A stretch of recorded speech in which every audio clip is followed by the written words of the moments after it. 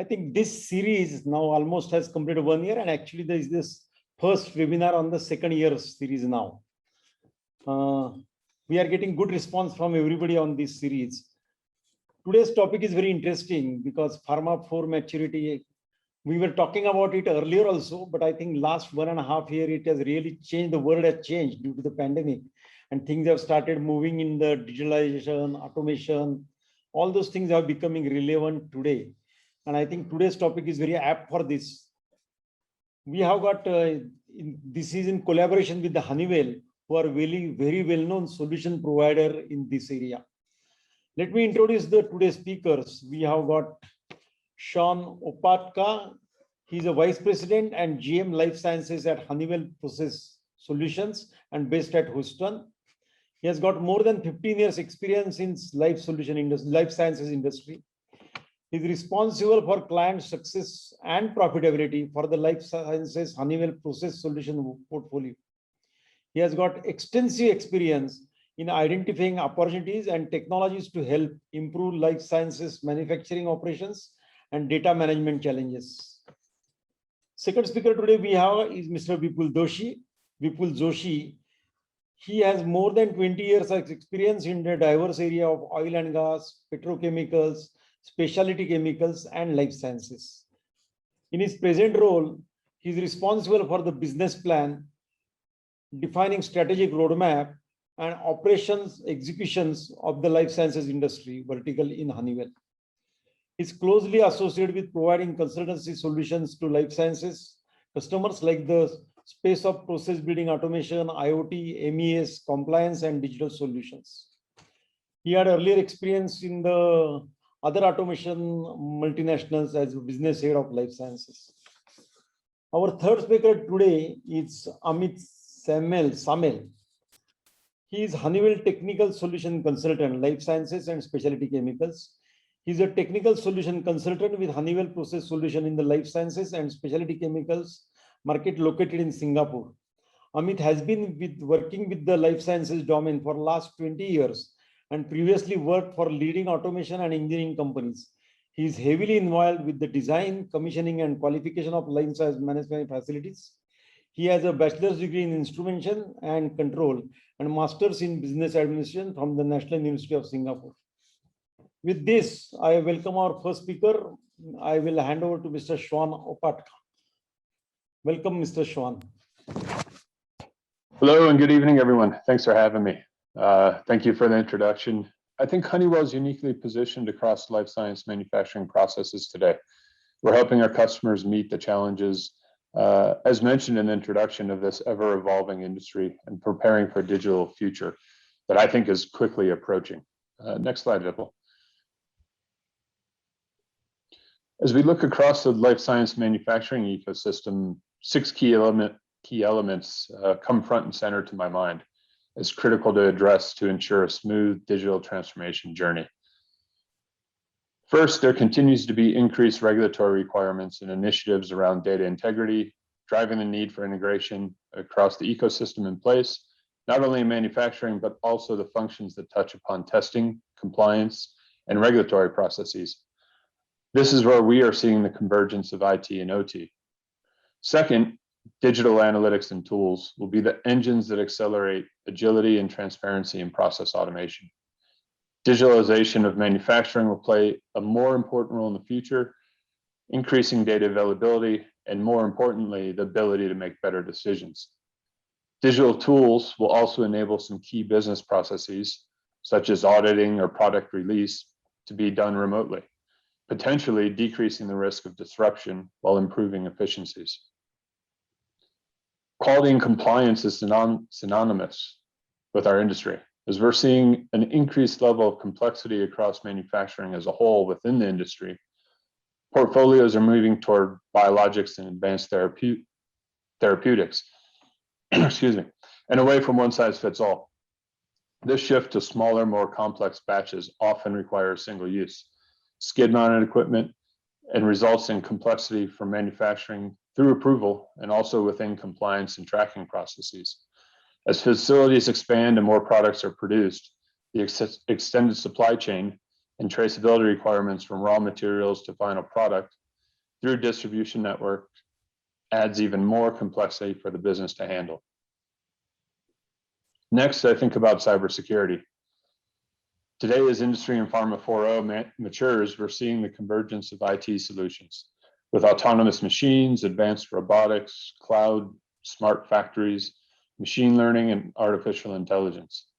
This is leading to connected enterprises. Enterprises in which production facilities are more and more connected, and cybersecurity becomes as critical as ever. Of course, sustainability is becoming a driving principle as we look to integrate health, safety, and environmental considerations across all aspects of our business and the industry. Companies today aim to achieve sustainable growth and accelerate productivity, drive compliance with all applicable regulations, and develop technologies that expand the sustainable capacity of our world. Finally, lifecycle management is critical to measure, monitor, and optimize manufacturing investments. We need to ensure every business is capturing the highest level of value. Next slide, please. Honeywell's proprietary technology innovations and process automation components provide manufacturing agility. They're flexible, modular, scalable, and adaptable to meet these current and future needs. As we deploy batch automation solutions across our global customer base, we understand today more than ever the need to get new therapies to market as quickly as possible. Honeywell's fast track automation methodology is helping manufacturers efficiently ramp up production of potential new products with full scale automation by leveraging engineering digital twins and best-in-class engineered templates, resulting in reduced project engineering and delivering a lower cost of ownership. Honeywell's orchestration solution provides technology to directly connect existing unintegrated or new processing equipment, often considered islands of automation, to achieve real-time visibility across process. So Experion Batch is packed full of valuable functionality for our customers. In our prior releases, we focused on production and operations, providing next generation visualization of all current and upcoming production activities. In our latest release, we focus on adding tremendous value for process engineers and production planners.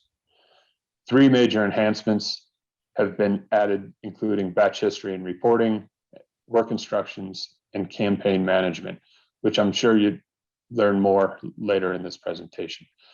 Next slide. Data is the underpinning element that is critical across life science industry today, whether it be to support regulatory compliance or used to improve and optimize production. With high quality data and the ability to leverage new technologies now and in the future, such as AI or ML, predictive and prescriptive analytics, will be severely limited. In our highly regulated industry, it's estimated that approximately 30% of staff time is spent on documentation related activities, including product dossiers, machine logs, batch records, and more. A biotech batch record can contain between 5,000 and 45,000 manual entries. This is not just time consuming, but it also bears high risk of errors. While batch right the first time initiatives are common across the industry with an aim to eliminate mistakes, it's known that the biggest delay in batch releases is related to missing batch information and the clarification process to ensure a complete batch record. It's reported that the average asset utilization in pharma, measured as overall equipment effectiveness, or OEE, is 35%. A reason for such significant underutilization is poor management of the assets and equipment, which leads to many short stoppages. Often to mitigate the impact of mechanical issues, the equipment is run slower. However, the equipment technology advances, tablet presses, and the filling and packaging lines, for example, have become faster and more complex. Yet equipment performance monitoring solutions and training of operators has often lagged behind. Since much of the data generated across manufacturing has not been used for process and asset improvement, poor data quality was not a problem. However, as we look to the future and As we look to the future, data becomes critical in predictive decision-making and training of models for AI in manufacturing. It'll be critical that the data are correct.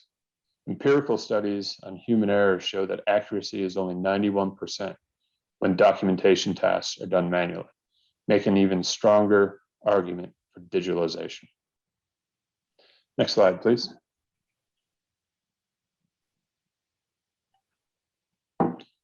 In a commitment to our ability to provide solutions for digital transformation across the life science value chain, Honeywell acquired Sparta Systems, the industry leader in delivering innovative quality management capabilities to the life science industry. The combination of Sparta Systems and Honeywell brings together Sparta Systems' 25 years of quality management and leadership and expertise with over 100 years of industrial expertise and innovation from Honeywell. With Honeywell and Sparta Systems, we want to reinvent the way life science companies measure, analyze, and run their complex operations. We want to create a digital ecosystem and a connected life science network where everything is always connected and learning. People are free to focus on strategic tasks. Quality and operational data are accessible and actionable, easy to get, easy to integrate, and easy to analyze. And every worker is an expert. Thanks to the insights they get from Honeywell, they can make better and faster decisions. Honeywell's connected life science vision is how we will enable a closed loop feedback process of quality, manufacturing, and regulatory data across the entire life sciences value network. This vision rests on three connected elements that all have a patient at the center: proactive quality, intelligent operations, and the integrated value network. Next slide, please.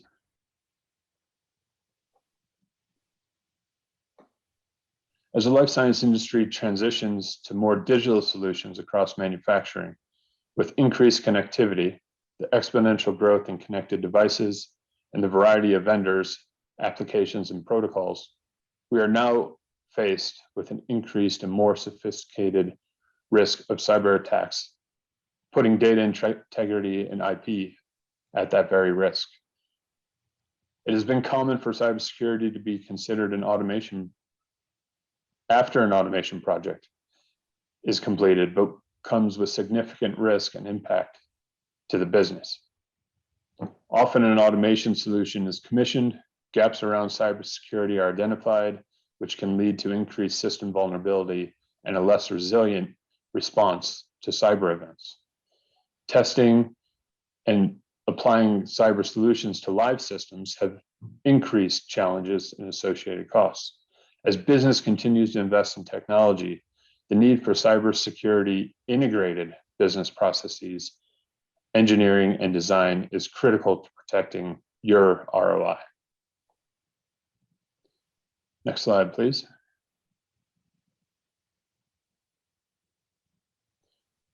For some, the vision around enterprise sustainability might be crystal clear, whereas others are taking their time to explore and detail a long-term integrated sustainability plan.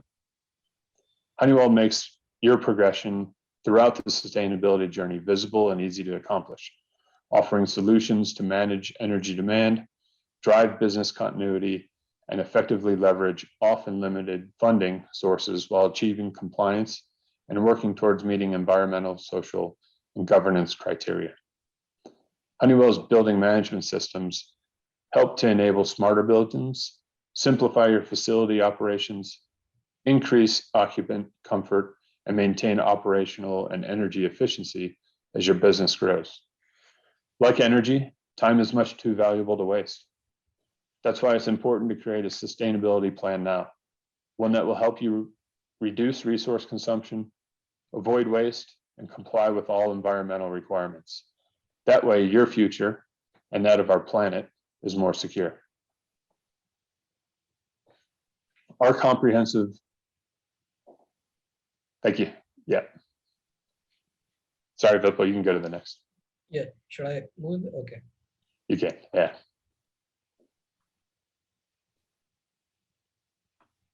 Our comprehensive service solution, which can be outcome-based is designed to guarantee the performance of the automation system and systems touching your process that increase the overall stability, reliability, and significantly reduce operating costs and ensures our customers get the most value from their investments. With system and application health performance, we can help achieve optimal performance from installed assets, taking a holistic approach to performance across different layers, and help achieve best possible uptime by proactively monitoring and controlling system and application health. We use smart analytics and data insights to visualize data and provide analytic support while monitoring the system and providing predictive maintenance support. And with that, we enable regulatory compliance with our SMEs that can augment your staff who have domain expertise and can provide project management support. Next slide, please. So as I think about this journey and come towards the end of my presentation, I think about the new technologies that are starting to disrupt our industry. And I think we're only at the beginning. We're seeing the adoption of many new digital technologies and many different business cases. For example, AI and ML for improved decision-making, the move to cloud to reduce deployment times, and the use of virtual and augmented reality to build competency faster and in some cases close skill gaps. As I talk to leaders around the industry and the globe, I often hear of projects or pilots that are currently ongoing and how these disruptions will soon have an impact on their business and our industry. Next slide. Today, it's more important than ever for life science companies to start this digitization of manufacturing to ensure compliance and also be positioned to capture benefits of improved processes and asset optimization. This, of course, must include people, and we need to provide them with the tools to operate in this digital world. The digital plant is a connected plant and will contain many systems and solutions. What I think is critical to that is having a roadmap to your success. Next slide, please.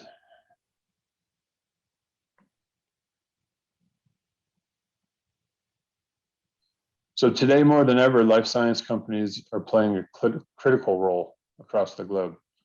You're bringing products to market faster while needing to ensure manufacturing process compliance, quality, and efficiency. You may have some barriers or questions in your mind about how to start your transformation and how to overcome barriers such as technology, selection, change management, and security.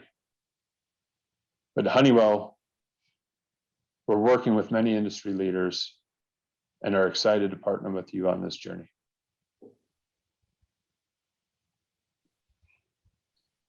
Thanks, Vipul. I can hand it over to you now, I believe. Yeah, thanks, Sean. Thanks for setting the context. Let me share my screen and it is visible. Is it visible? Screen has changed. I think I still see my slide. Vipul. your same screen earlier, which was there, it is being shown. Can you my check screen. how it is? Yes, got it. There you go. Okay, so thank you very much, Belapuraji, for giving us an opportunity to speak on this topic, and thanks for having us. And thanks, Sean, for setting the context. So me and Amit, we are going to talk on IoT here both.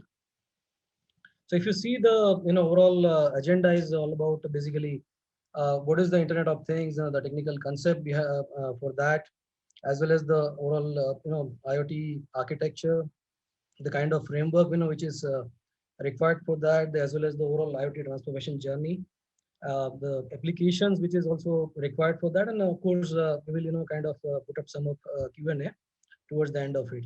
So this is a kind of broad aspect. Next 60 minutes we are going to cover. Let me know when the slides are changing. I hope it is changing. Hello. Yeah. Yeah, they're So, changing, Vipul. Okay, so just to begin the entire discussion with IoT, and then as we know that IoT is actually everywhere. It's not something which, means we are discussing this topic as a kind of altogether new.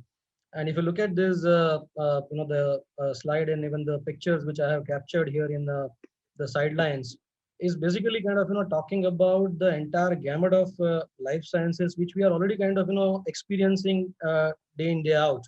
And if we are, looking at, some of the, I would say, technology changes which we start experiencing right from our home.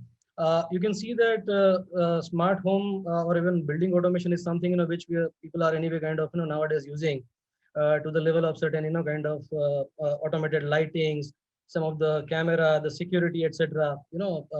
Even mobile based kind of on and off of the air condition and stuff like that.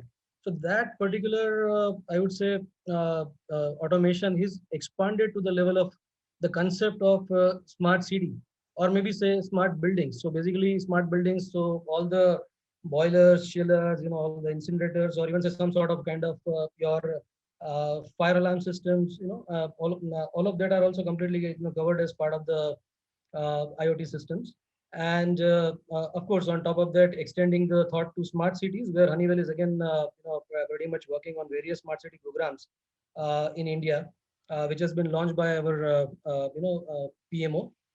So in that case, the parking lots, the kind of, the railway stations, the airports, and it's completely the Wi-Fi management of the systems, the complete camera controls and stuff like that, as well as the data which is being generated out of all of this, as well as an emission and stuff like that. So that is all part and parcel of the IoT system which we are experiencing. Apart from that, if you see the connected cars, I think those are known to everyone. Recently, people might have heard about, MG Hector, which was a couple of years ago launched in India. And the reason that particular car has to become, kind of more successful, the main, I would say, emphasis behind was kind of connected car concept. So, in car also, people are now started looking at certain data and seeing the entire performance of the car, as well as when it is likely to kind of, like your fuel is going to end, or even say what kind of an servicing you require, etc. at a sensor level. So there are various such use cases you see day in, day out, and then we are completely grappled with all of these IoT related kind of, infra or even changes around us. This is all extending to, your entertainment requirements, and the likes of Amazon Prime, Netflix, etc., which we are using in our smartphone day in, day out, or even say our traveling requirements which we are using currently, through certain travel apps, and we are knowing that in which particular hotel or which particular location, what kind of rooms availabilities are there, what are the ratings of that hotel and stuff like that. So there are a lot of such interconnected data, is available, which is ultimately helping us taking a right decision. And I would say that, pharma industry, because since we are talking on the pharma manufacturing as a concept, pharma can't be aloof or pharma can't be behind. So in short, the key message here is that IoT is everywhere, and now it is a right time to kind of take it up into the pharma industry. And one personal experience which I would like to share is that, and while talking to various pharma manufacturers out there in India and of course globally, I always see that there is a little of sometimes, uh, kind of a challenge. People feel that, is it going to really kind of cost me more? Is it going to kind of, create me trouble in adoption, or how it is going to really impact my, current, organizational processes? So those are all points, we are going to cover as part of this particular session. And as you see in the life sciences, the overall, requirements in nutshell, if you want to look at, is efficiency, safety, compliance, and reliability. These are the four big pillars around which the entire, I would say, gamut of solutions, or even say processes are, I would say, supporting. So, with the ability to make faster and better decisions, we would like to say that now, since IoT has created a kind of little whirlwind, I would say, approach into the entire industry in terms of the computing, there are sensing power and analytics power is also kind of increasing. because of, as you see that now Intel has reached to i12 or i13 now in terms of the processor. The processing capabilities are increasing. The analytics capabilities are also increasing. The machine sizes are becoming smaller and smaller, and the computing power is ultimately kind of contributing towards bigger chunk of data as compared to the previous I would say maybe 5 years or 10 years back. So people would like to see the data completely in a real-time way. The data has to be in a real time and should be analyzed, should be interpreted, and then if there is a kind of decision making, if someone would like to carry out on top of that, should be possible. So this also leads to some sort of kind of agility into the operation. So the entire business environment, what we see, is currently become dynamic. People want to kind of adapt to the changes very fast. Maybe pandemic is the very right example, because within last 1.5 year, a lot of demand and supply changes have happened in the industry, and it has I would say a lot of impact on the way if the organizations were ready to kind of to respond to that with some internal alignment faster, they are actually running ahead of the time. Those who couldn't, they have actually kind of stayed behind. So this is a kind of an overall impact on the IoT. Again, another aspect, if you see in the bottom, is about the technologies, which is really kind of evolving and ultimately helping into this change which we are looking at, is the invent of the connected sensors, because the IoT starts from this particular area where it is connected sensors. That is the foremost and foremost requirement. The next area is more about artificial intelligence and machine learning. So people wanted to look at from the traditional look beyond the traditional DCS, or maybe the automation PLC based, the SCADA based automation what they had, or even say MES and stuff like that, which was working into some of the sections or some of the areas of the plant. But beyond that, there are certain areas like safety, utility. There are certain areas like building infrastructure. There are areas like the peripheries of the plant, the surveillance of the plant, and stuff like that. So now they would like to look at including supply chain, as part of the artificial intelligence, and then bring up the data. And now since the data size is also growing, the need of our is to compute the big data. So when we talk about big data, it certainly needs the better, I would say, enhanced sensing power, enhanced analytics power, statistical modeling, and stuff like that. So that's where the topic of cloud computing comes, and we are going to talk about that in a short while. Where means cloud is really helping in terms of the enhancing the computing power, and on top of that, the analytics capability. So basically, all the statistical modeling, the regression analysis, some kind of looking at the data in a data mining or data churning in a very meaningful way, which is ultimately going to take a decision into the facility. That is really important. And then these are all technologies are ultimately contributing towards the IoT spread. So while my discussing with some of the leading pharma industries out there in India, I have seen that some of the companies have already started, digitization journey. They have already embarked the digitalization journey, and yeah, in that there are various initiatives on various nooks and corner of the areas of the plant they have started up.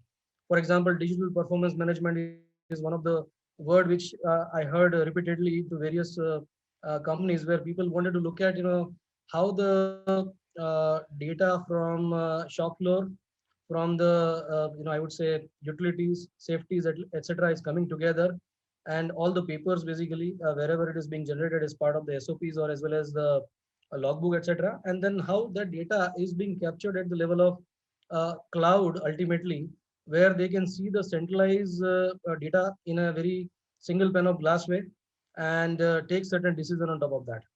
Same goes with energy optimization, some of the real-time process diagnostic, where people wanted to see the root cause analysis, or as well as some kind of prediction of the failures, and then where the process is likely to fail, that they would like to know, and then accordingly take up the action. So those initiatives are already in place, or maybe people are talking about it, and some of those use cases we are going to share as we are going to move into this session further.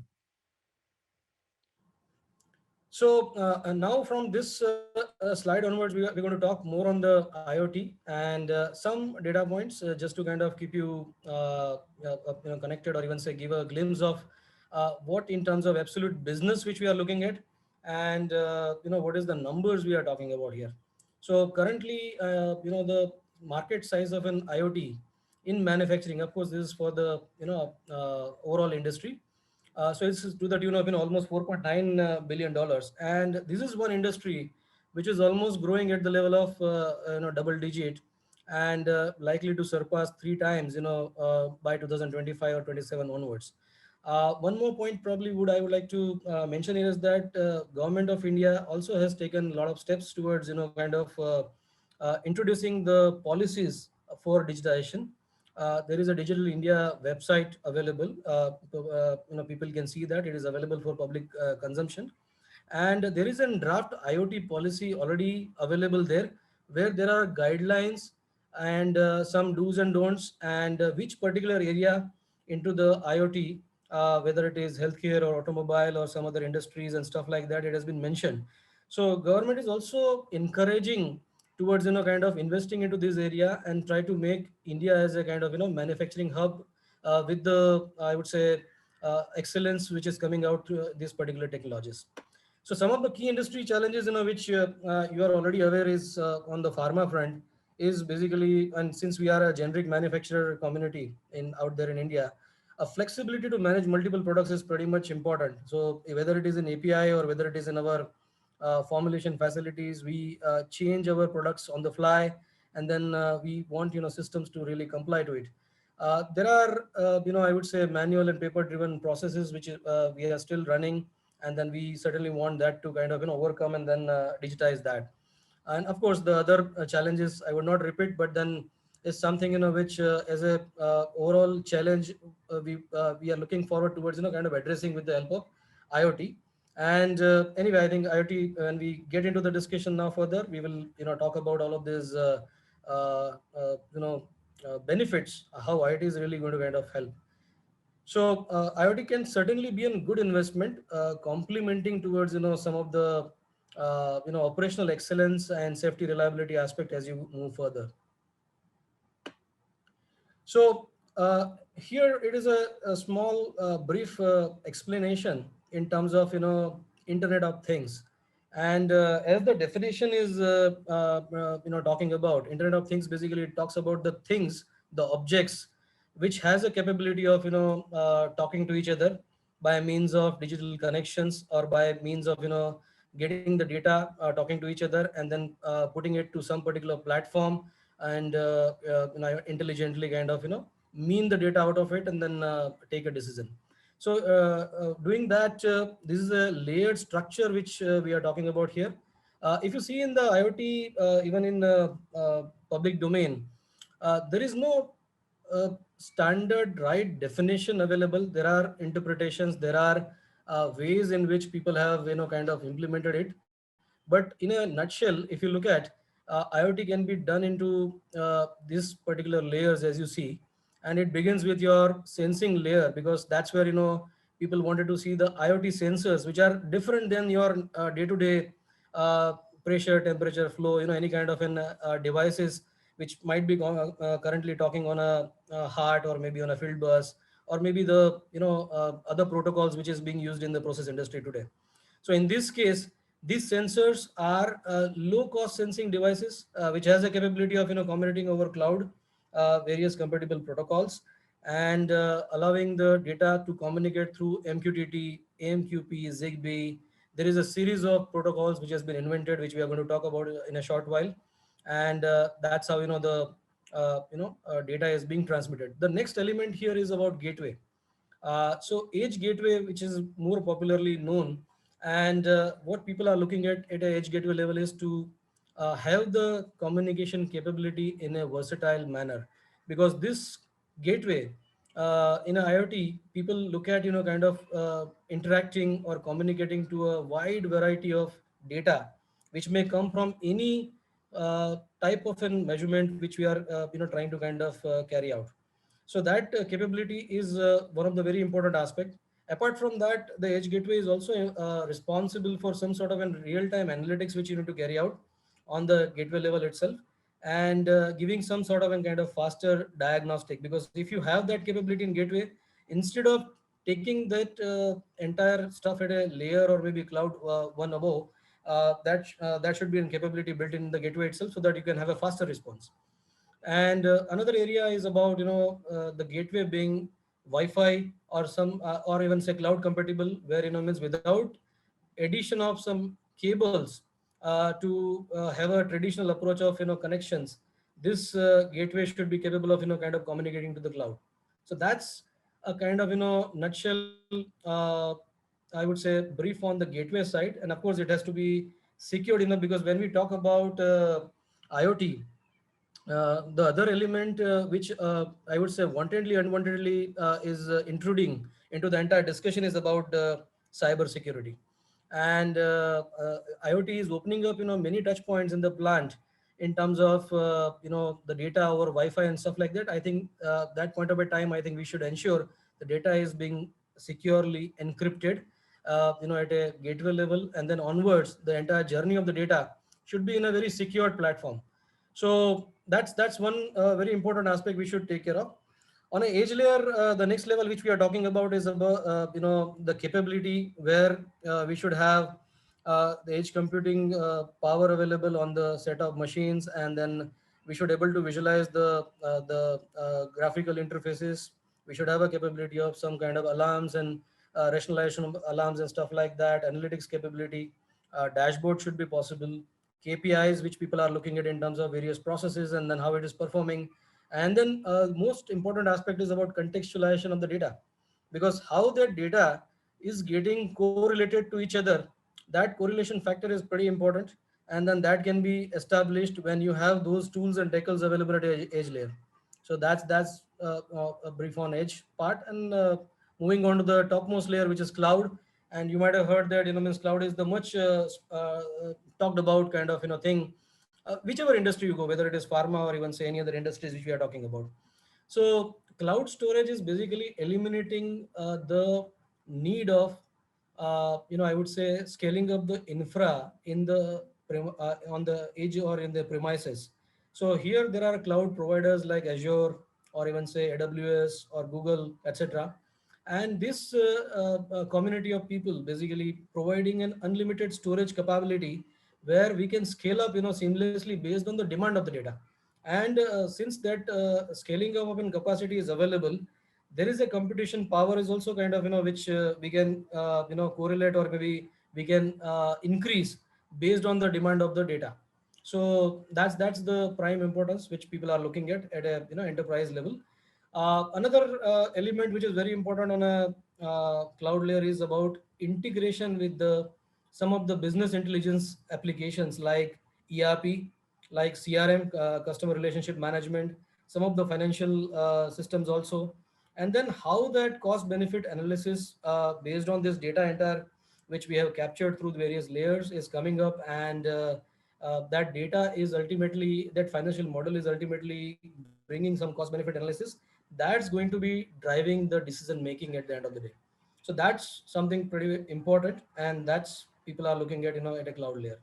And of course there are certain means of kind of since it is cloud, and since it is in relation to the IT community or even say the platform providers, it can work on subscription based models, and then it allows or it helps balancing the capex and opex spending, which in perpetual case very capex heavy.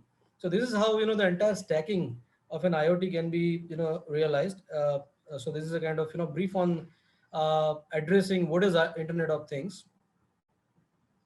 If we expand this definition further into any industry we take, of course, our entire topic is around pharma. I would try to kind of relate to more with pharma rather than any other industry. But this layers basically has variety of functionalities or even say solutions available. So when we talk about sensing layer, any kind of sensors as you see in the temperature, pressure, vibration, IoT, you can add up as you wish, and there are sensors available in the market. through which, real-time analytics, alarm, alert notification, or even say diverse protocol handling, etc., is passed on the next level. So those are pretty important aspect. Then the middle layer, what you see here, is about the specific protocols which is governing the IoT, and these protocols are the means which is passed through this particular gateway, what you see, which you are going to put on that edge gateway and communicate to the next level, where you would look at the functionalities of report and analytics, plant batch view. So gone are the days when people were talking about plant-based batch, but people would like to look at, enterprise batch. So a batch in a DCS system, a batch in a I would say utility, or batch in a, some other areas of the plant could be different as compared to, or rather I would say you can assimilate that together, and then you can see that at a higher level, at a plant level, or at an enterprise level, with the means of contextualization, and then you can have a single batch view. So how that batch ID has correlated from one subsystem to the other subsystem, and what does it mean for us as a kind of data, that particular can be, captured as part of this solution. Apart from this, asset management you can carry out at a edge layer. History management can be done at a edge layer. So now this data is an history which is coming from various subsystems, from safety, utility, infra, maybe say surveillance and manufacturing, R&D, laboratory, etc. So all of this data can be assimilated together, and then on top of that, because of that single batch view, you can run your golden batch analysis as well. So you know exactly that, means how that batch has performed, and what kind of an action when it is deviating from the design of experiment we can talk about. So exception handling and all other scenarios is a completely, part and parcel as part of this. So other element which I feel that it's very important when we speak about the edge layer is, it is basically for the operations and informations domain. So wherever operations is concerned, or wherever information is concerned, these two aspects we should look at, when we are talking about edge layer. And this can be deployed on a on-premise basis completely, or it can be on a private cloud as well, as you wish. Moving further on cloud layer, the difference is majorly on the business and application side, as we already spoke in the last slide. And this can go on a private or a public cloud. And the major key solutions which we are looking at when we expand this is about cloud computing power, which people look at in certain applications.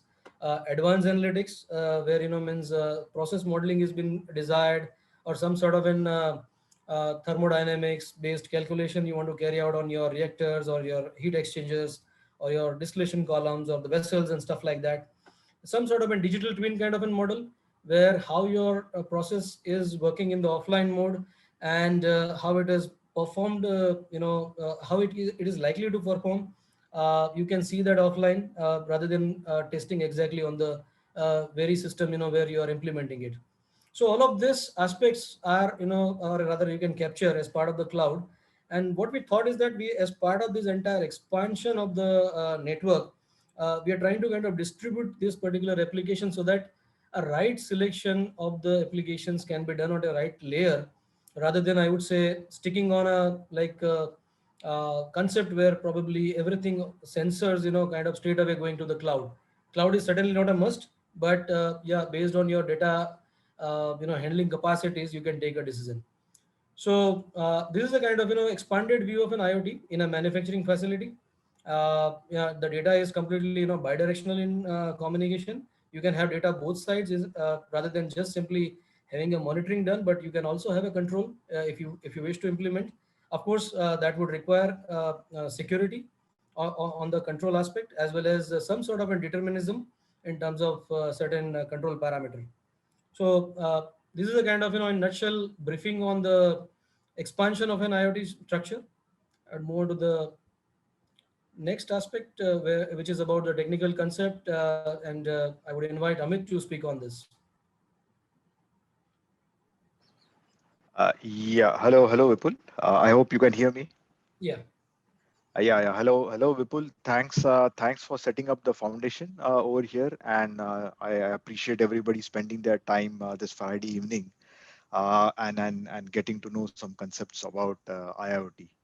So let me start over here. I'll do a little bit of an overview on some basic concepts of IoT, and then depending upon your questions, or we'll have some question answers in the end, we'll try to resolve those concepts in a better way. So here, what I'm showing on this slide is the type of computing available. So computing right now, as Vipul rightly mentioned, that the processing power is increasing. Even instruments are coming up with certain processing power. Gateways are coming up with certain processing power. So there are a lot of definitions which are being thrown out in the market, depending upon which processing power you are using and what kind of applications you are running on that particular processing power. So here on this slide, I'm just showing different types of abbreviations or different types of terms which are used in the market. So first term is a near edge processing or near edge computing, where you have certain processing power in your IoT sensor, certain processing power in your gateway, and you are running certain applications on your gateway to get some meaningful representation of the data coming out from the coming out from the sensor.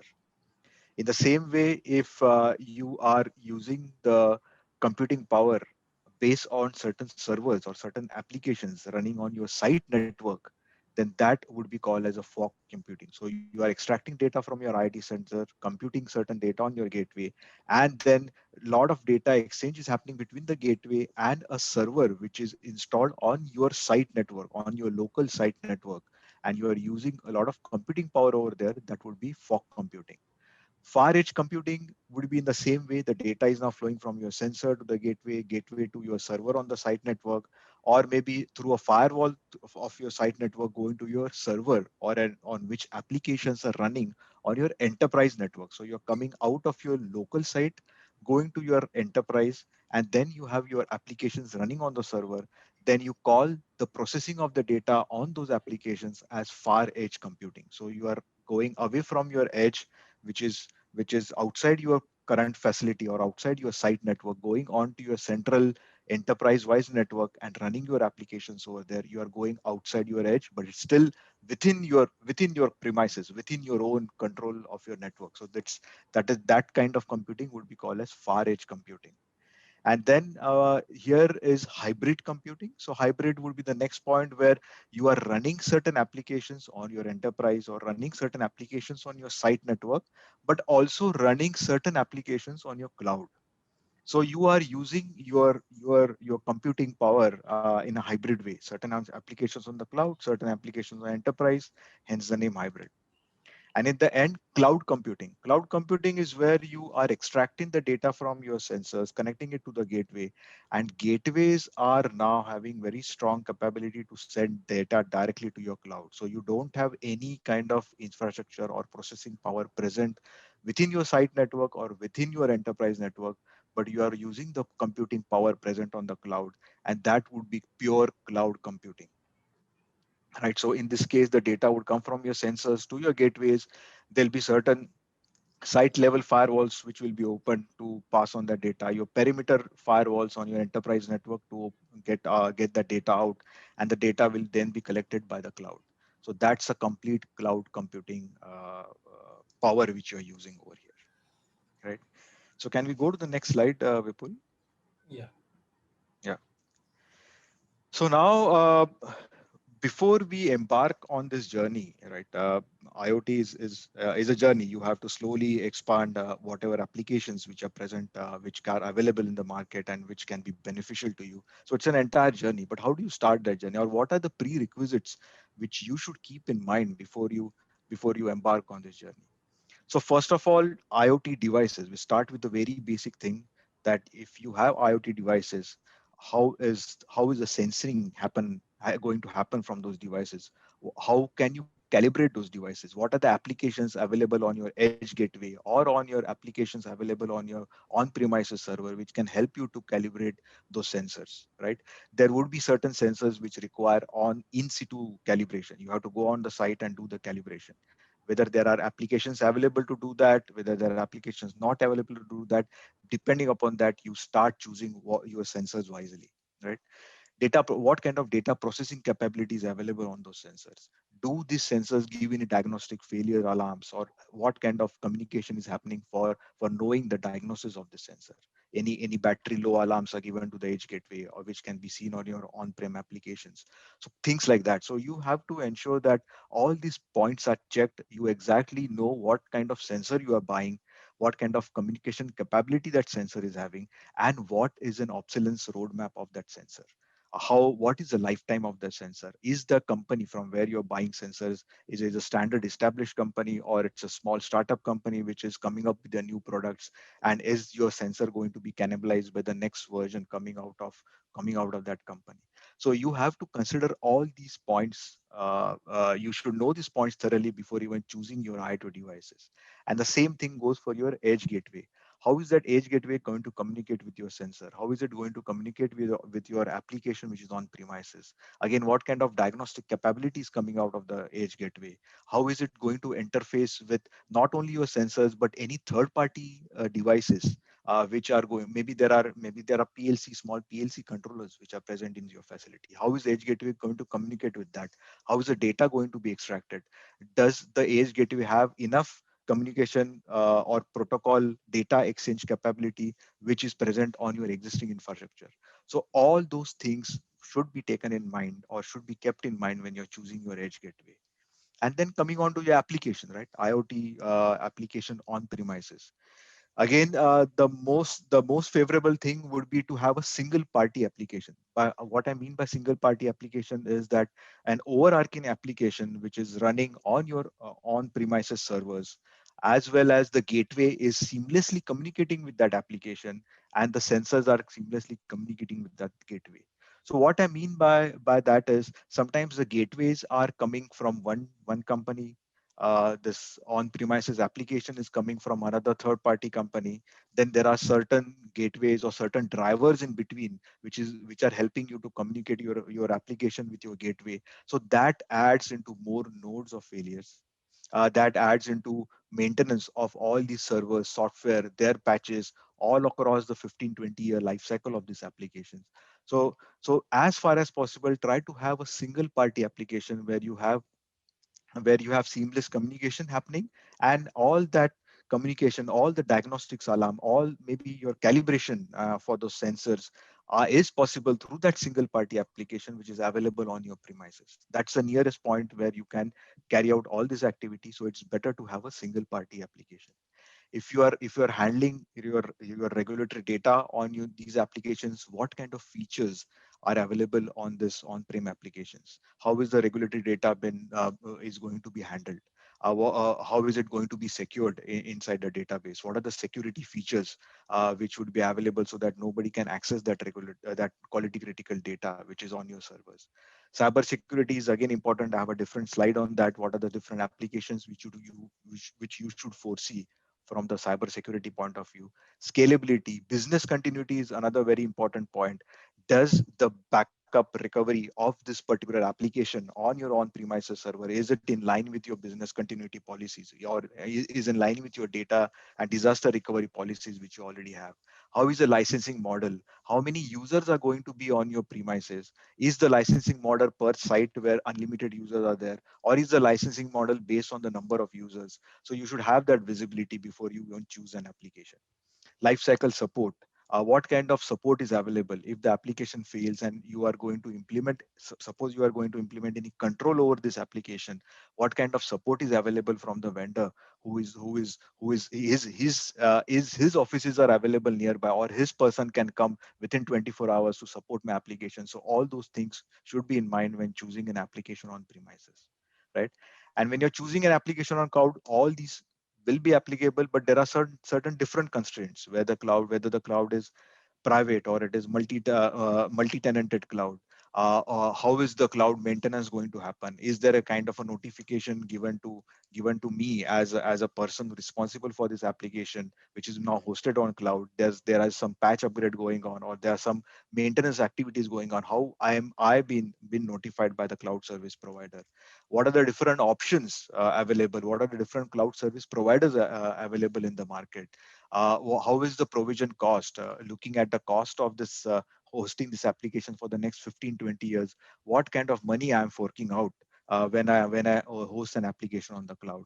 Again, if you're hosting or if you're sending any quality critical data on your cloud, how is the compliance met by the cloud service provider as well as the application which you're hosting on the cloud, and in the end lifecycle support.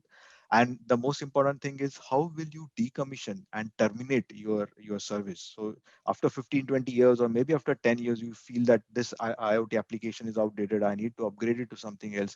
How do you terminate that existing application? How is the data exchange happening when you are decommissioning something from the cloud? And how is the data been handled by your own company, data been handled by the cloud service provider, so that you keep the data in a secure way. So all these are some of the checkpoints which you should be considering when you are at least going to embark on this IoT journey, right? uh, Maybe can we go to the next slide, Vipul? Now here again, as we talked about the edge, cloud, hybrid computing. So how do you choose? Now you want to start on this journey. You know that there's a lot of buzz in the market that everything IoT means sensors in your factory, applications on the cloud. Is it really necessary? Is as are we following the buzz in the market, or does my company really need to send the data on the cloud? Is it that important to send the data out from my premises or from my enterprise architecture? So it depends on the application. It depends on what usability or what kind of use case you have, and why are you implementing an IoT solution. So suppose you have an application in which you want to now monitor the energy which is utilized on your particular site. So in that case, the data is generated within your site. The consumers of that data, the people who are utilizing that data, looking at the dashboards, looking at the KPIs, are all based on site. So those are all your site maintenance managers, site production managers, site engineering managers who are utilizing that data. Then why do you need to send the data out to the cloud? Implement edge gateways, use the computing power within your site, and deploy your network or deploy an IoT solution over there, right? But if you are now if you when in then in what case you choose on cloud? So if you are looking for data which is coming, there's a certain database, and your supplier is saying that this kind of data can be passed on to you to keep a watch on what are your production activities, and how can we fulfill your next orders. In that case, you are now integrating data outside your enterprise, going to your supplier or even to your clients whom you are doing contract manufacturing for. You want to send certain data out to them to let them know that how orders are being processed. In that case, you are integrating or either communicating data out of your enterprise network. Then definitely you should go for a cloud-based application. You should even go for a cloud-based application if you want to track the goods coming out of your warehouse and going through a certain point in your supply chain. And if you want to track that, you need a cloud-based applications. So depending upon your use case, decide where you will host your application. It's not necessary to host your application always on the cloud. And in hybrid, so again, depending on the application, you try to manage the data, host some applications on the edge servers where you have your computing power, host some data on your cloud servers, depending upon your application. So hybrid gives you that flexibility. You are hosting data on both the places. Speed, again, if your application requires or is you are basing your decisions based on certain applications running, certain analytics which are running based on the data coming out from your sensors, then do host those applications on the edge. Do not host those applications on the cloud, because cloud information would be suitable for cloud hosting would be suitable for information exchange. There are a lot of talks about latency and the and the data exchange delays. But if your applications are critical, and they are dependent upon the time in which you are taking your actions, or the time in which your control systems are taking actions, do install those applications on the edge, right? Again, hybrid is managed. You can decide where you want to host your application. Compute power, scalability, of course. whatever you design, how you design your compute power, how you design your scalability, it depends upon us as the end users, that how do we go ahead and look that what kind of computing power would be required in 5-10 years, and keep that in mind, keep that scalability in mind, and design the existing edge infrastructure. Whereas on cloud, you are relaxed, you just pay them more and you will get those kind of services on demand. So on cloud, everything will be available on demand. And same is the case with hybrid. You have to design your edge applications, design the computing power available on your edge, but on the cloud is available on demand. On the edge, again, the initial setup cost would be high. If you are installing an edge infrastructure, it means you are installing certain virtualization servers within your infrastructure. You have to power them up, you have to cool them down, you have to install them in and secure them in cabinets. So in your initial cost of installation, cost of setting up this solution on the edge would be high.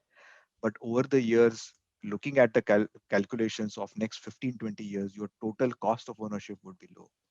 Whereas the reverse goes for the cloud, right? Initial cost, hosting cost on the cloud would be low. So you see that benefit coming out within your budget, which is approved by your management. But then over the years, you will find out that the total cost of ownership over the next 15, 5, 10, 15 years is really high. And then on hybrid, it can be managed. Again, maintenance for your edge layer applications or edge layer infrastructure is by yourself. Maintenance by the cloud provider. Here again, it can be managed. Cybersecurity, again, cybersecurity, whatever you're hosting within your enterprise network, within your facility network, the responsibility is yours, right? Here the responsibility is by the cloud provider, and here the responsibility, again, hybrid, it has to be managed in both the way. So overall, just a quick note on the cybersecurity part of it, that there's also this kind of talk in the market that, oh, if we host our applications on the cloud, then the cybersecurity on the cloud can be compromised. How can I send my data to the cloud? Do I believe the cybersecurity on the cloud? But looking at the kind of attacks which have happened recently on the critical infrastructures, I mean manufacturing level infrastructures, those attacks are mainly happening through phishing. So there is a person sitting somewhere in finance, somewhere in HR, or even on your shop floor, clicking on a wrong email or clicking on an application which you should not be using, and that is where the attacks are coming from, right? So the attacks are not directly coming, or directly those brute attacks are not happening on your edge layer infrastructure, or not even on your cloud layer infrastructure. Those attacks are happening through your IT, just because some human has clicked on some wrong emails and the malware has got in, right? So in this case, cybersecurity wise, I wouldn't rate a edge better or a cloud better. Both of them would be the same. But again, if you have applications on your edge, you have to manage those applications by self, right? So anyway, Vipul, can we go to the next slide? Yeah. So now over here in this sections, I'll just quickly run through some of the frameworks which are available, some of the standards, or not standards actually, some of the recommendations, some of the frameworks which you can fall back upon when you are implementing an IoT level infrastructure, and that will help you to channelize your thoughts, that how are you going to structure the entire IoT solution across the different layers of network, right? So the first framework which I'm showing over here is an ISA 95. We have been hearing this framework since 1995. It's based on the Purdue model, and then we are very well aware. I mean, we know that we are now managing the existing infrastructure on site based on this ISA S95 infrastructure. So right now, whatever I'm showing in blue color over here is your existing infrastructure, and we are very well we know how the existing infrastructure is aligned on our sites, right? And in the red, I'm showing the IoT infrastructure. So right from level 0 on your IoT, you have your sensors. Level 1, you have your IoT gateways. We also call it them as edge gateways. Then on level 2 of your network, we have edge servers. So you will see that there's a similarity between how the ISA is 95 structure is layered, is based upon. and how the IoT structure is based upon. So similarly, if you go to your DCS, you will have DCS controllers or remote IOs or maybe PLC controllers on your level 1. Similarly, you will have IoT gateways on your level 1. You have your DCS servers, database servers. You have your interface servers, which would be placed on your level 2 network. In the same way, we could have edge server with certain applications for showing you dashboard for certain running certain analytics can be available on the edge layer itself. So as we go up one layer, you have your MES like applications, you have your enterprise wide historians. In the same way, you can have an IoT enterprise level applications running on your level 3. And as you go up, normally in our control system networks, we have a DMZ layer where we normally place our jump server for any kind of remote access or any kind of VPN access which you want to give to your engineers who want to remotely access your DCAs or remotely access some other networks within your company. Similarly, we have some concepts called data diode, which would channelize the data out to a level 4 application. So this acts as a middle layer between your enterprise and your level 4, which would be again your enterprise IT network, right? So here you are talking about your IT network, you are running your SAP, you are running your maintenance applications on your existing level 4 networks. Similarly, you will be running certain business intelligence tools, certain reports, or certain other applications which can be consumed at your enterprise IT level infrastructure. So similar, there are a lot of similarities between what has been currently implemented on site and what you would like to implement under the IoT infrastructure. Can we go ahead one slide, Vipul? This is another framework which is still in the making right now. It is from this association called NAMUR. So NAMUR is an association of automation and process control users, end users actually. None of the vendors are allowed as part of this organization. So end users coming together to come up with a kind of an open architecture which vendors have to follow, right? So the end users are coming up and forming this group, which is the NAMUR group, and they're coming up with the standards. Again, coming up with the recommendations, and the structure of this overall standard is to ensure that you build a IoT infrastructure based on your existing infrastructure. So here, the first part is your core process control, which you are operating right now. So your DCS systems or your PLC-based systems are running 24/7. They are the most critical systems on site, and you should not be touching those systems at all for implementing a IoT level infrastructure. So what's this standard or what's this recommendation telling? It's a recommendation, not a standard. My mistake. It's a recommendation telling you is to install some kind of a data diode. Data diode is nothing but one direction or unidirectional communication happening between your existing core process control system to a plant specific managed monitoring and optimization system. So plant specific system is again analogous to our site infrastructure, and you have certain applications running on your site infrastructure that would be part of your plant specific monitoring and optimization solutions. So here they have shown, traditionally they have shown alarm management applications. You will also have alarm management, device management, some advanced process control or asset monitoring applications which are running on your site level network. So here you would also be running your aggregation server. So aggregation server is nothing but a server aggregating data from your core process control systems, aggregating data or collecting data from the new sensors which you are going to install within your site. And those sensors are sending data to this aggregation server. So that aggregation server would be present on this plant specific monitoring and optimization systems. And then over the top, we are showing central monitoring and optimization systems. Again, these would be analogous to what we saw in the previous slide. Your applications running on level 4 of the network, or maybe level 3 to level 3.5 and level 4 of the network, where you have your historians, where you have your advanced analytics applications, business intelligence tools, which are running on a higher level network. And these applications are sending requests These applications are sending requests either to your core process control systems or sending requests to your aggregation servers, which are within your site specific network. And then there is a certain method of sending the request, and then there is a certain method which is specified under these recommendations of verifying the request by core process control system, by certain applications running on your site network. And that is all defined under this Namur open architecture, right? So in short, this architecture is telling you that you have to use your existing infrastructure, build IoT infrastructure on top of that. It is well suited for your brownfield operations which you are already running.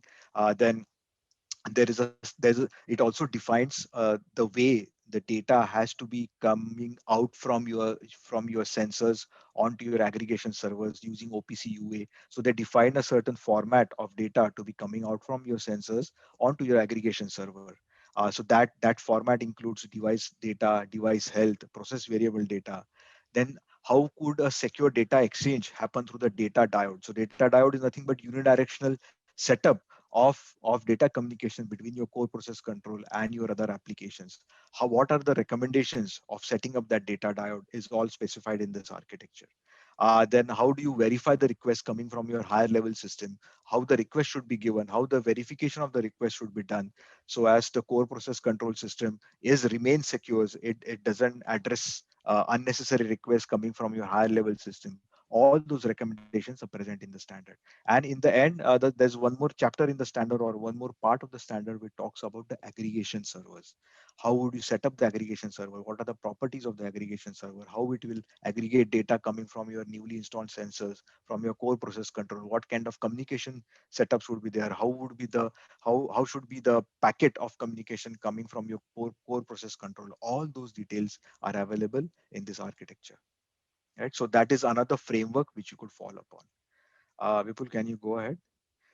And in the end, this is another framework which is based on the digital, which is based on Bioforum's digital plant maturity model, which you may have seen before, where it provides the entire definition from level 1 to level 5. I won't go into details. Most of you may know about this, but the only useful part, or the most useful part of this particular framework is the assessment questionnaires.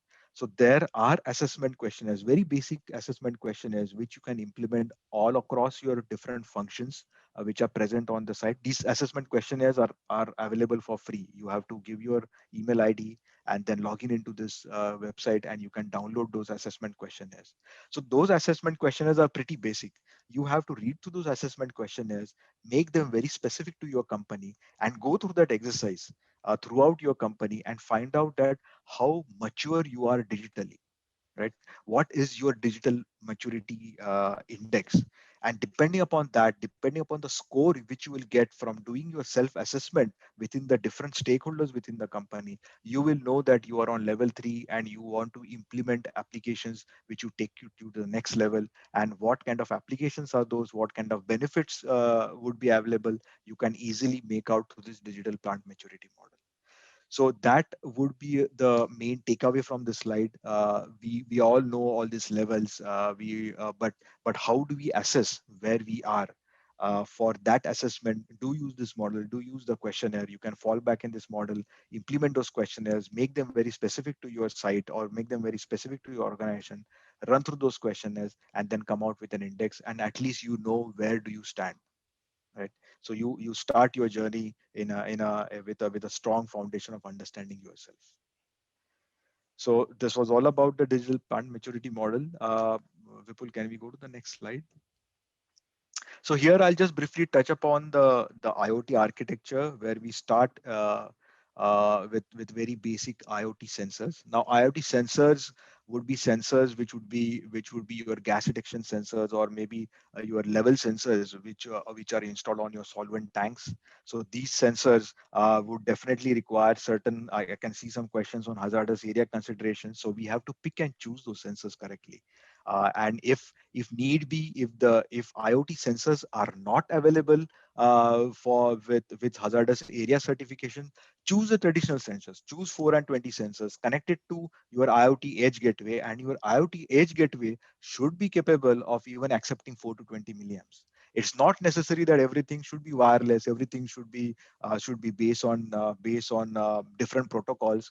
If need be, if your application requires a hardware digital digital DI to be connected, if you have a pressure switch, let that pressure switch be powered by 4 to 20 by a 24-volt DC supply, and that pressure switch contact should be read by the IoT device. So you need not connect that pressure switch contact, need not disturb the existing core process control systems, need not add IOs into the system.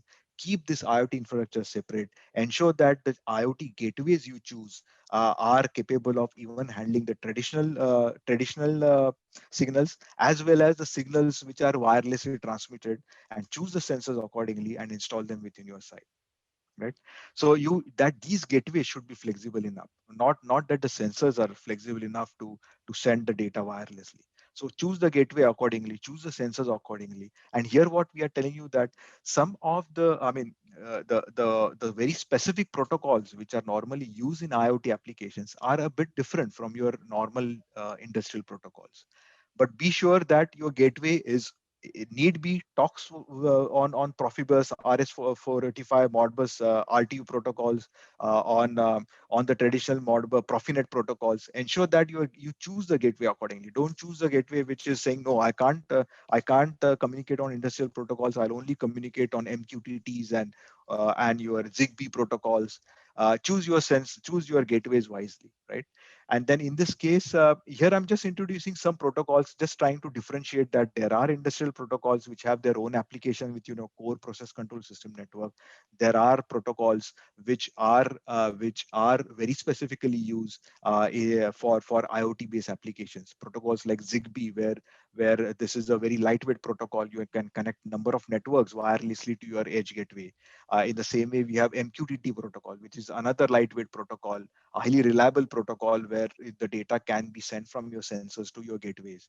And on the other hand, we have some heavy duty protocols, right? Heavy duty protocols like OPC UA, I wouldn't name it as a protocol. It is an architecture.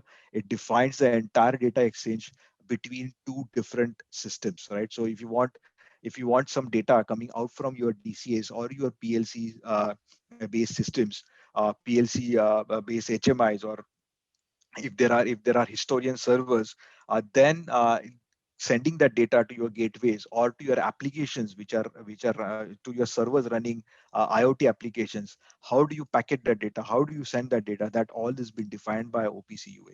So depending upon your application, even advanced message queuing protocol is another protocol which came from the finance domain. So there the data exchange has to be robust. The data exchange has to be definite. There shouldn't be any breakup in the data exchange. There should not be any data loss. So these kind of protocols are very heavy duty protocols. So so the IoT application or the IoT platform should be picking and choosing these protocols depending upon which data exchange is happening, from which level to which level the data exchange is happening, and then choose the protocol wisely. And that recommendations can be given by the vendor depending upon the applications, depending upon the use cases you have, and then you design your network accordingly, right?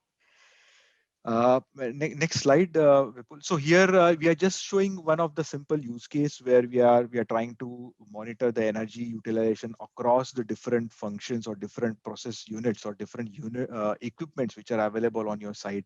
Each unit is having its own PLC or is having its own control system, talking on different kind of protocols available.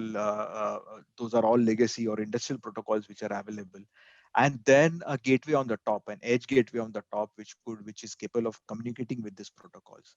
Apart from this, if your use case requires adding additional sensors, which would be wireless sensors if required, or which would be traditional 4 to 20 milliamp sensors, do not disturb these existing systems. Add those sensors, connect it to your gateway, ensure that the gateway is capable of communicating those signals. The sensors are capable of communicating those sensors to the gateway, and then send that data onto your applications which are running on your edge layer.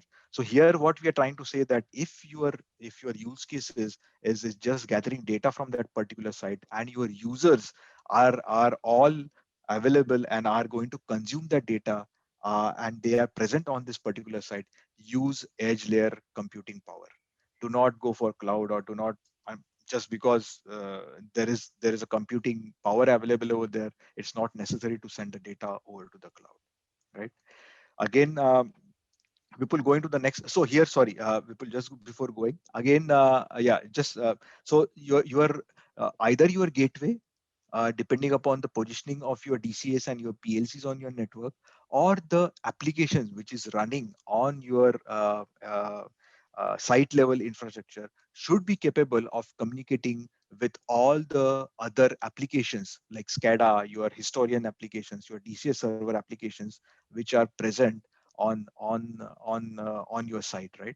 So ensure that you choose your systems wisely, which are open to different protocols, industrial protocols, non-industrial protocols, OPC UA kind of protocols, where you can now aggregate data onto this server which is present within your site network and get all the applications out, right? Applications like your analytics, your energy monitoring, your dashboards, and maybe if you want to implement certain control applications, ensure that you have powerful gateways to process that data and write that data back to your control systems or maybe your PLC based systems, right? Can you go to the next slide? So here again, I'm showing a cloud layer integration where you have 4-5 different facilities, and you now want to implement certain applications where the data consumers are within your enterprise network, and some of the data consumers, whoever is going to consume these dashboards or consume those analytics, are some of your clients, or some of the third party your vendors who are going to use that data for their own usage, right? So in fact, in this case only, you can connect the data, send the data to a cloud layer application, and then try to monitor the data from different sites on your cloud layer applications, and even try to monitor data which is coming from your third party integrators, or your from your supply chain. You have a DC, where you have a warehouse from where you want to, that's an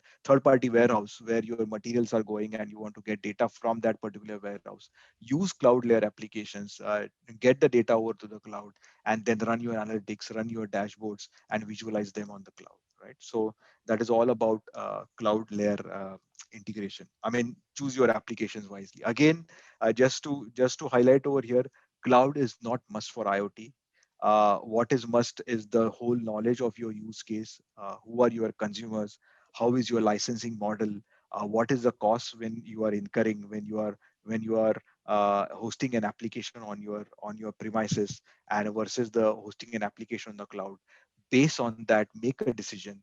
It's not necessarily that all the analytics must sit on the cloud. A lot of computing power is now available on the edge layer itself. There are a lot of very strong virtualization systems which are available in the market from different vendors, which can help you to make that kind of computing available, which can help you to, even if you have certain remote sites and you have your virtualization infrastructure on the remote sites, even you can centrally manage them. So there are all these applications which are out available in the market, where you can still use the cloud like computing power within your site network, within your enterprise network. It's not necessary that you must send your data to the cloud. Many customers do not want to connect internet, or many customers do not want to connect to internet or a cloud. That's again a statement which you are saying, that customers are still wary to send the data out to the cloud. But in many cases, all your analytics, all your dashboards, all that kind of computing power can be made available on your edge layer network. You can use the edge layer network wisely wherever the applications require users which are outside your enterprise. Do host those applications on the cloud and make full use of the compute power which is available on the cloud, right? So yeah, so we'll go ahead. So here in this section, I'll just quickly touch upon the entire aspect of embarking on this IoT transformation journey, which starts somewhere on the left side of the screen, which starts with the vision. And in the vision, you know what are your current challenges. You have done your digital maturity assessment. You know how mature you are, and you those challenges based on your maturity, based on the existing infrastructure, what you have, based on the business needs of solving those challenges, you can come up with a prototype. So here the message is: think big, start small. Think of a prototype which you can implement on a certain site. Start small. Don't start with all the hi-fi sensors and wireless and sending data to the cloud and having all those analytics. Start small. Solve a problem. Solve a small problem in a best possible way. Get the results, get the outcome, convince your management that this was a problem which we solved using this kind of sensors, this kind of applications. We saw this on our dashboards. We could make certain decisions out of that. Convince your management that what has been done. Wait for 5 6 months, let that application settle down within your company. Uh, Analyze that what cost saving have you done, convince your management, and then start getting your budgets approved for embarking on this IoT transformation journey, right? So start small with your vision, identify a good IoT solution provider, identify which are the data sources, identify who are the data owners of the data sources, which would help where the data has to be aggregated to solve your problems. Gain sponsorship. That's the most important thing. When we talk with different clients, we see that the hurdle is to get the sponsorship within your production team, within your IT team, within your maintenance team, to be open to collect that data, to go through the initial pain, to go through those initial teething problems when you are implementing such solutions.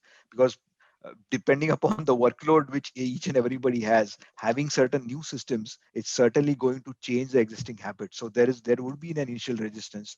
So gain that sponsorship from different stakeholders within your company and implement a small POC. Start with a POC, implement the POC by doing all these activities. Start small, get your smaller budgets approved. When you see the business value after implementing POC, duplicate those results on different sites. So deploy those POCs, duplicate those results on certain sites, get benefits from other sites within your enterprise, and then start identifying what next challenge you will be solving and what next challenge you would like to implement. So that's happening within your deploy phase. Now, once you have started implementing different IoT based applications within your entire enterprise, the time comes to maintain them. So start with a 2 3 year roadmap where you are implementing different IoT applications, and then in parallel you are also maintaining the existing applications. So for that, you should be very well versed with what kind of support is provided from your IoT solution provider. How is he maintaining the systems? What kind of upgrades are available on the systems? What kind of future roadmap this IoT solution provider has, and is that roadmap in line with your current maintenance activities, or how will you be maintaining the system going next 5 to 10 years? And after a certain period, 5 10 15 years, there comes a time to dispose of, right? There comes a time where you have to now completely migrate from your existing IoT applications and to migrate to a new level of applications. We don't know the future, what would happen in next 15 20 years, what could be the new dialogue, or what could be the new solutions which would be available in the market. So ensure when you are choosing your IoT solution provider, what kind of decommissioning planning, what kind of decommissioning setups, how that data would be disposed, how the servers would be disposed of your site, how get that, if you are saving quality critical data, how will you take the extract of that data, how will you maintain that data for the record retention period when your IoT systems are disposed. So ensure that you have a certain visibility. Nobody can plan for the future, but at least have your visibility when you're choosing your right solution provider. And then even think about disposing the data when you're starting with your POC, right? So this would be some of the steps: vision, POC, deploy your POCs, start implementing and start solving further challenges which are present in your company, maintaining the systems, and then disposing of the systems from your company. So that would be the entire IoT transformation journey. And throughout all the steps of this journey, you have to ensure that your data security remains over the entire life cycle. So right? If you are introducing a parallel infrastructure within your company, you should be ensuring that you have identified the risk, your IT policies are updated. If you require any remote access, how secure is that remote access? How are you going to internally manage your users' access to this new IoT application? How are the endpoints going to be hardened? What kind of firewall configuration changes are required within your site network, within your enterprise network, within your perimeter network? What are the different, is there any different need? Is there a need to add certain cybersecurity solutions within your network? That is all important. So data security, as we are exposing ourselves, adding, collecting more data, generating more data, exposing that data, data security is utmost important, and that should be present throughout the entire life cycle, right? So this was just a bit of information on how do you start the entire IoT transformation journey. So yeah. So Vipul, you want to take over for the applications? Yeah. So thanks, Amit. Thanks Yeah. for sharing the details. So in this section, I'm going to talk about the applications in terms of some sample use cases. We'll not go through all, but then since we are also nearing to the Q&A session, we will talk about some quick application use cases, and then we will take a pause to kind of hear the questions from the the participants. So as you see here, quickly, there is an online tracking facility, or even say, online tracking use cases are possible when you have an IoT. And then this particular case, if you look at, this is very, I would say, recent in terms of the vaccine journey, which in fact in India it was a big topic a few months ago, when this vaccine has to kind of really transport within that. Some vaccine manufacturers were talking about 2 to 8 degrees centigrade. Some vaccine manufacturers were talking about a negative temperature and stuff like that. So basically, that temperature excursion, which may happen in the supply chain and which may have an impact on the viability of the vaccine, was a kind of challenge for them, and that needs to be tracked, as part of the complete journey of the the material transform. So that particular thing can be done, using the online data loggers. You can track the shipment where exactly it is. You can track the location using online GPS data, and then even certain times, there is a kind of transit time delays. So what is the transit time in terms of starting the journey and then reaching at the place, that can be tracked. So these are one of the example. Same way, if you look into the digital twin, which is another hot topic, and in fact people are talking about that digital twin is going to be kind of a next big thing after IoT. And a lot of use cases is being envisaged, or even people started using into not only pharma industry, but at the same time in medical industry as well. So some of the examples which have been listed here is like manufacturing reactor and fermenter solution, model, simulation model, which we can see in the offline. We can see that what is the response coming in, and then some of the thermodynamics of that, reaction, etc., can be envisaged. Exactly the dimension of that particular vessel can be, also fed into the model, and then you can see that by varying certain pressure or maybe the feed, etc., what is the impact coming on the output, and then accordingly, the analysis can be done. Same goes into the patients. In fact, in medical industry, people are looking at kind of surgical training done by having some virtual replica of patients, and then see that means how that surgical training can be carried out to the the students. Same goes in the 3D modeling of human heart analysis, and then blood circulation. How does it go? So all of those use cases are available. A lot of things are already there in the public domain. If you go further, the safety and utility improvements, which you look at here, there are a host of applications you can carry out in your plant, and whether your cold room, where you're going to store your materials, the temperature in which you are going to kind of keep that, so etc. You can manage using your IoT sensors, your compressors, your I would say hydrant operations, because your safety is of paramount importance, and then these hydrant lines are running through the entire plant, at every place. And in that case, if a pressure drop into a hydrant line indicates some sort of a kind of leakage, which is not good, because when there is an safety requirement arises, the pressure should be full. So basically, a continuous operation of this, and as well as the operation of a jockey pump can be completely managed through a sensor. Same goes with your safety shower also. How many times safety shower has been operated? Generally, safety shower, when it is getting operated, there is some sort of an emergency. So that emergency is really arised or not, and then what is the usage of that, tracking it, etc. can be done. Fire alarms is another case where how many nuisance alarms you are having, and which particular place nuisance alarms are there. What is the frequency of that? I would say fire alarms occurring, or even say if there is a some challenge which you face into certain areas. If you have an IoT sensor available, without even getting into that place, you can know into your IoT sensor by itself. So this is a kind of use case of an safety and utility. And each of this area, what has been depicted here, you can have a sensor, you can communicate through variety of those protocols available, and you can implement an IoT use case over there. So all these dashboards and kind of EHS analysis can be maintained by as a KPI by the admins or the plant heads and stuff like that.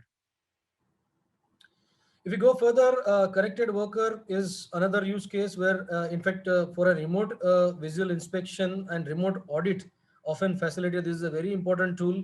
And nowadays, since pandemic is restricting the movements out there in the, I would say, plants, or even say visit, I would say, different countries and stuff like that. So auditors would like to see the data remotely, and then if there is a remote connecting facility is available through this means, which if you look at this particular solution, there is a camera here, there is a screen here, there is a camera here, there is a telemetry unit, and then this entire unit can be used by one of the operator who's moving there in the facility, can stand in front of an equipment, can stand in front of an facility, and then he can go as directed by the auditor, who's or even say some plant people, engineering staff, etc., who can be in the back end. They can securely log in into this particular application, and then all those guys can be completely in the conference, and then can manage this entire I would say communication. So there is a facility of annotation. There are kind of some other advancement in terms of document exchanges and stuff like that. So again, a very important use case from an IoT standpoint. Same goes in energy management. Operational excellence is very, very important. People wanted to look at, instead of investing in capex, ensure that the opex which is being spent, how it is being utilized, and how this energy, the various your equipments are running in the facility, whether it is running by the rated efficiencies or by under or maybe over the rated efficiencies, so that provide end-to-end visibility of that, and then have a pattern derived out of it, whether that energy is being consumed into one particular shift, one particular plant, or maybe one particular location, or maybe that is the trend which is going all through. So there are various such means, and then stakeholder basis, the entire dashboards, or even say KPIs and billing management, or maybe say prediction of the energy usage, etc., can be derived. So basically, IoT here also, giving you a seamless collaboration, access to information, and contextual, insights to the operations. In virtual reality, again, a similar case is like the connected worker, or maybe the previous case of digital twin, where means manufacturing trials and trainings, which we people would like to look at. If there is an equipment, if you want to take a trial, you can actually create a model of that into the virtual way, and show that to the people who are getting trained, rather than having it live on the system itself. Same goes into the training part of it, because training is very important. You are managing the certifications throughout the year for the training records of the people, and those records can be completely maintained as part of this virtual training for the various facilities, the equipments, the SOPs and stuff like that. Same goes the other aspect, on the IoT, which people are using very widely, is on the asset management part. And then some of the diagnostic of the asset, root cause analysis, calibration records, the fault failure mode effect analysis, etc. Or even say the entire decision making, that how that particular asset is being operational, can be carried out, based on the sensors which has been put on the process. So in summarization of this entire discussion so far, IoT is ultimately going to be a game changer and is going to bring a lot of benefit if it is being deployed wisely and in a good manner, in terms of taking, rather I would say, focusing on the areas where it is needed the most. And then all of this host of activities which has been listed here in terms of various concerns which we see currently in the pre-IoT areas can be managed, in the set of an automated activities, some early warnings, and then KPI dashboard, and improvisation into the overall safety, reliability, and compliance posture. So that's a key message which we want to kind of drive here, towards this particular slide, as a overall message. And then of course now we are kind of ready to take up this as a Q&A. If any questions you have so far. Yeah, Vipul, I think there are 2 or 3, 4 questions. So the first question is, how are the sensors calibrated? Okay. Amit, you want to take up this question? Yeah, so sensors calibrated. You're talking about certain IoT sensors which you have been using in your facility. So depending upon the which sensors you have chosen, are you choosing traditional sensors which are available from companies like Emerson or Rockwell or kind of Yokogawa, which are communicating on ISA S100 or wireless HART? Then these kind of systems, these kind of HART communication protocol would provide certain diagnostic capability, which should provide certain remote calibration capability. So it depends on what kind of sensors you are using, and depending upon what kind of applications which are available on your site network to calibrate them. And worst to worst case, you have to go on site and calibrate these sensors. So there is no specific answers that IoT sensors would be calibrated in such and such way, or there's a certain set calibration rules and procedures for those sensors, right? So depending upon the application, depending on where you are using, if you're using a IoT sensor or a sensor in your IoT infrastructure which is on your solvent tank, then that has to be calibrated by going to the tank and then following the set calibration procedure for that particular sensor. So it all depends on which kind of sensors you are talking about. Okay. I think there are a couple of questions more, Amit, on the sensors only. Yeah, so I can see Yeah. that. Is there any license required on the wireless system? I can see that question. Yeah. Maybe I'm not looking at. Yeah.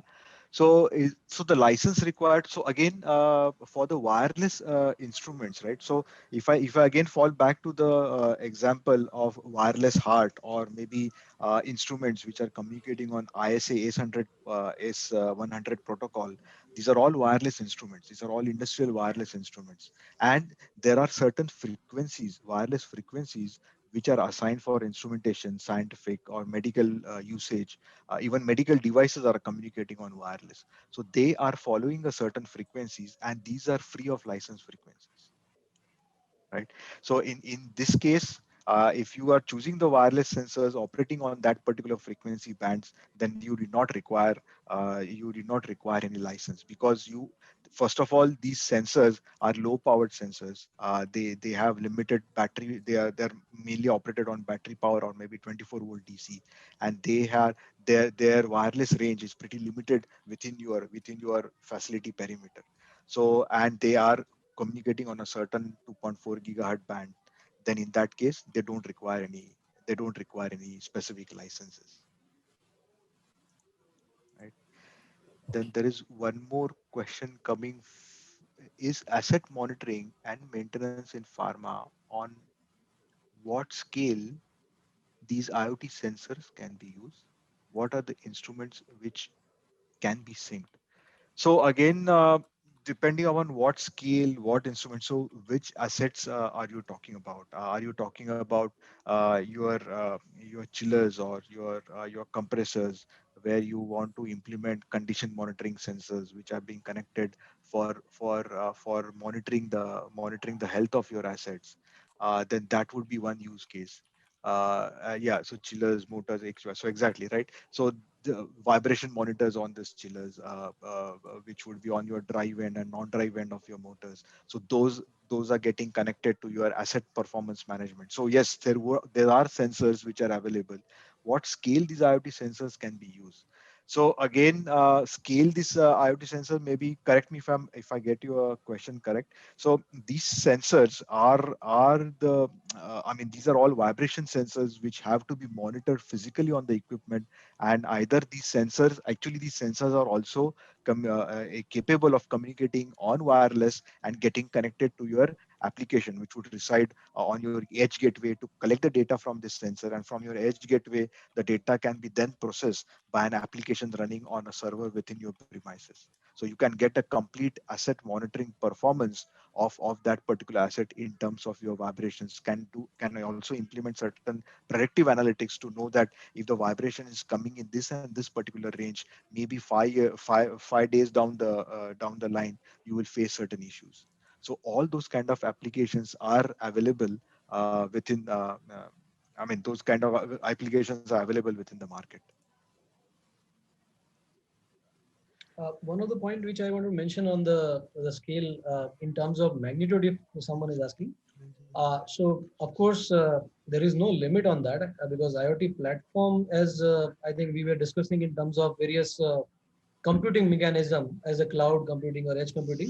So it purely depends on what is the number of those sensors you want to implement or the data points you want to carry it over, and accordingly you can size your system. So as such, there is no limitation. We have seen even use cases of more than a lakh kind of data points being managed as part of these some of the systems. Yeah. So there are some more questions coming up. One However, question is how there effectively. is a batch process Yeah. mass where we can use chemical mixture which is highly viscous or carries some salts or impurities.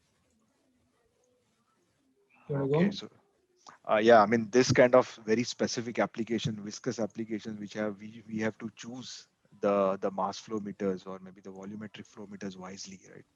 And then I would, I mean, these would be traditional flow meters which are available with different automation vendors. I would install those, and maybe if you don't want to connect it to your existing control systems, connect it to a parallel IoT based infrastructure and make your decisions accordingly.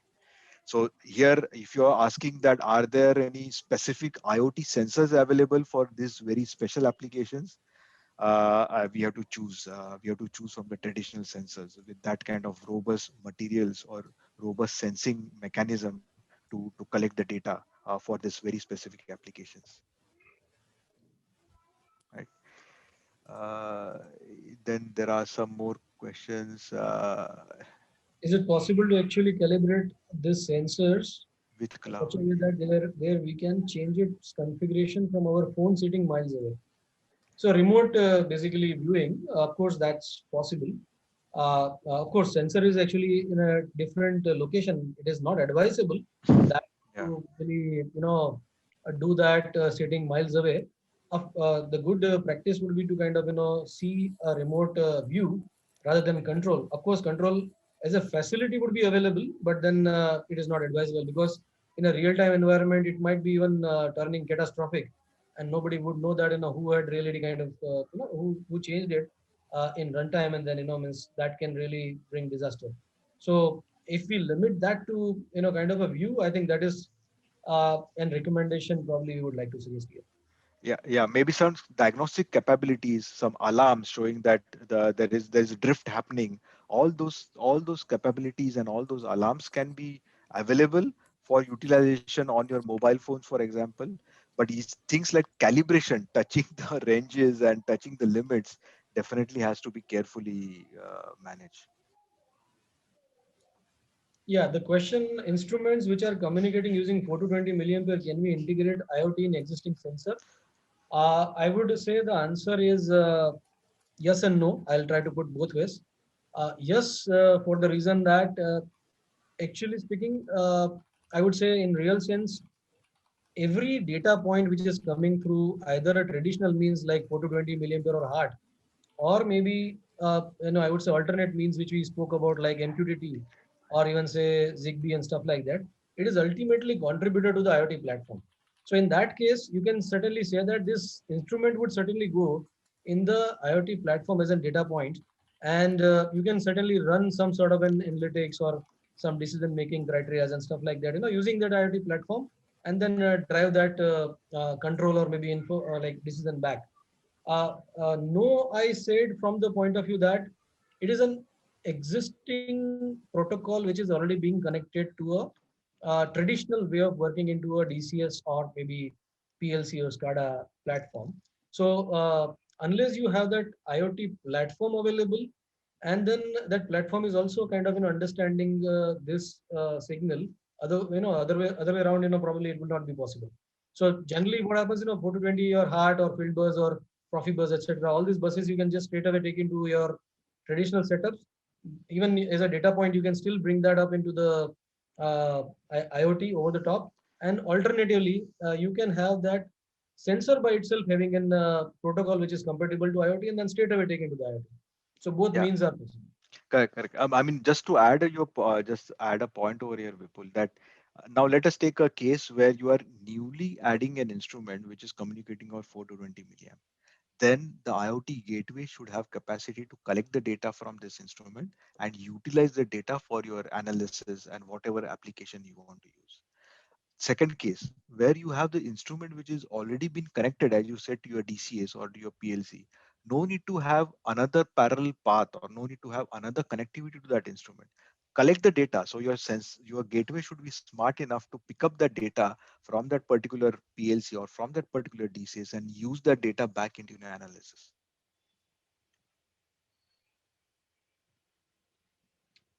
There is an interesting Wow. question on FDA. If they are going to accept remote line clearance basis use of AR visualization. Yeah, I mean that that would be.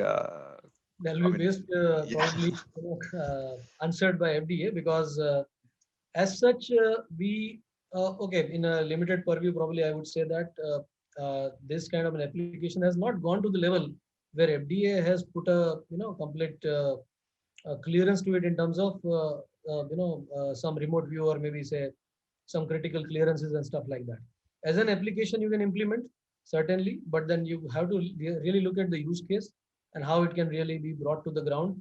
And when we look at acceptance of any technology from FDA, then how repeatable or how accurate that particular technology is going to be, that's going to be a key criteria.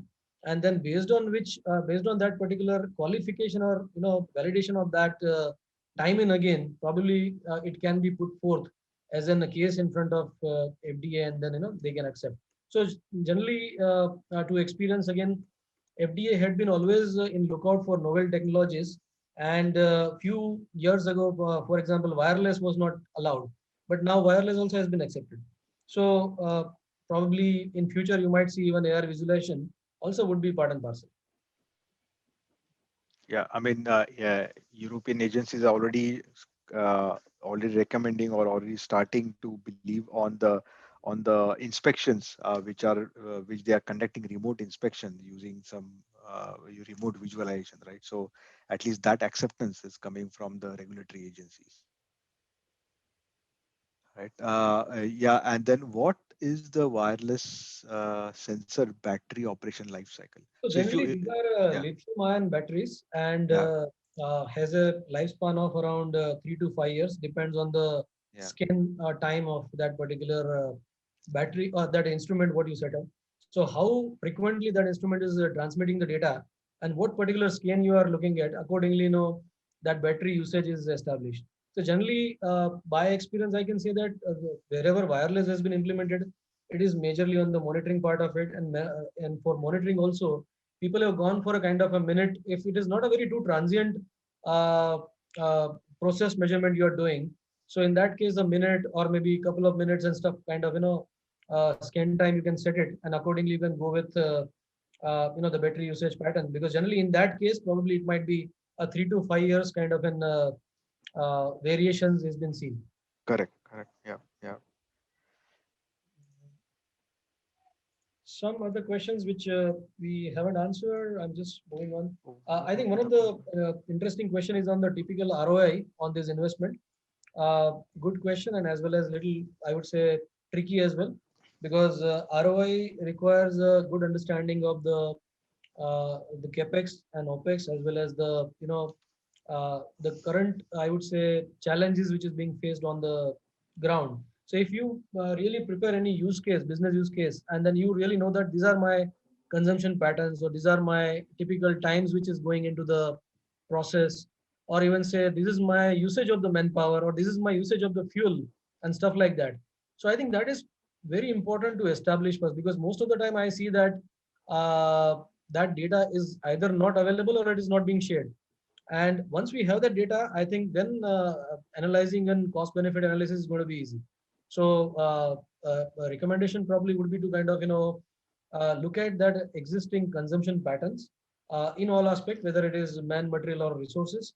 Plot that out, against which we know we can apply certain lean or Six Sigma kind of processes in terms of finding out the waste reduction, and then how I would say IoT is going to help in terms of eliminating all of those use cases can be established, and then the investment which goes towards putting this kind of a solution. So it's a combination of this 3 or 4 key elements together, and then you can figure out the ROI.